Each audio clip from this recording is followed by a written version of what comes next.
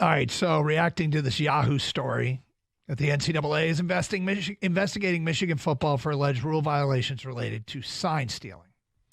Made a call during a break. I was told that Michigan has received some evidence, and the word is they will vehemently defend themselves as it stands right now. Now, if they've just received evidence, and I'll say this like we do all the time for these kinds of stories, I don't want to draw any conclusions. If you scream innocence or guilt right away, I don't know that that's the most credible way to go about these things and get as much information as we can to kind of draw conclusions from there.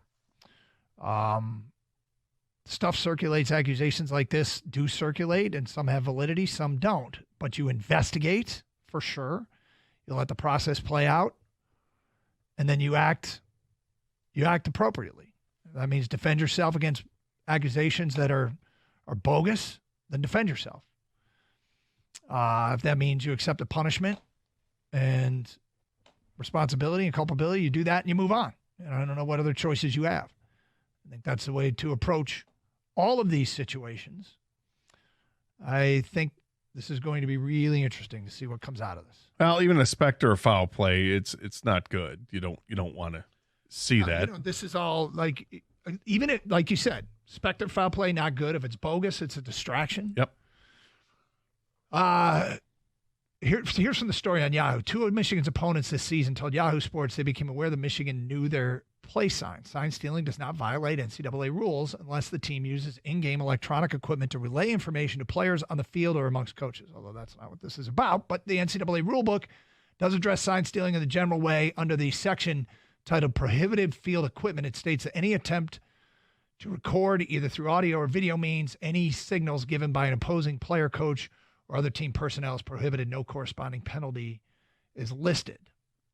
The rulebook does express the need for coaches to follow the so-called football code and states that only the highest standards of sportsmanship and conduct are expected of players and coaches and others associated with the game. Amongst college coaches, Clemson is believed to have particularly adept at sign stealing in the past. Much of the speculation fell from former defense coordinator Brent Venables, now head coach at Oklahoma. The 2021 Sugar Bowl, Ohio State quarterback Justin Fields said he huddled to call plays more often in an effort to prevent Clemson from stealing signs. Other teams have used curtains, hard-to-read colors, and other methods to try and disguise plays. Michigan is under investigation for a series of Level 2 rule violations that include Harbaugh meeting recruits during COVID dead period. Using too many coaches in practice and watching players work out via Zoom, the school suspended Harbaugh the first 3 games of the season after a negotiated resolution between the school and the NCAA for 4 games, sit-down, collapse. The case is expected to be heard after the season. So, like you said, not good. Not good at all. No, but other than distraction, it won't have any effect. And you can limit the distraction as best you can, because if it's nothing you're going to address until after the season, right? I mean, I don't know, but the NCAA doesn't move very fast. So it might be something that gets addressed after the season. In the meantime, what comes of this? What comes of this is it getting harder for Harbaugh to defend himself against NCAA accusations? He was vehement that he didn't have anything to be ashamed of with the first case. Now there's this. If what I heard is accurate, are they going to vehemently defend themselves because they know it's bogus? Or is this just a stance they're taking for now? Who knows? Well, the other thing is the contract. Is this explain why they haven't come to an agreement on a new deal or an extension? What does this mean for him in the future in getting a contract extension?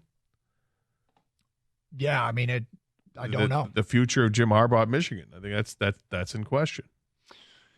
There is a theory out there that people, I've heard Michigan fans say that he's just going to say enough and go back to the NFL. He's just going to say, I'm done with it and go back to the NFL. Now, would that be, I'm not saying this is the case, okay? Right. But that would be interpreted by some people as the Pete Carroll get out of town before the posse gets you. But that's if he's found to have done anything wrong, which nothing has been certified yet as rules violations. There's been accusations, but there's an investigation. Yeah. So as typically is the protocol on this show, we'll let this play out and see what we can find out. Like I said, I made a call during a break, and I'll continue to dig. 248-539-9797. Kang, any thoughts before you get back to the phones?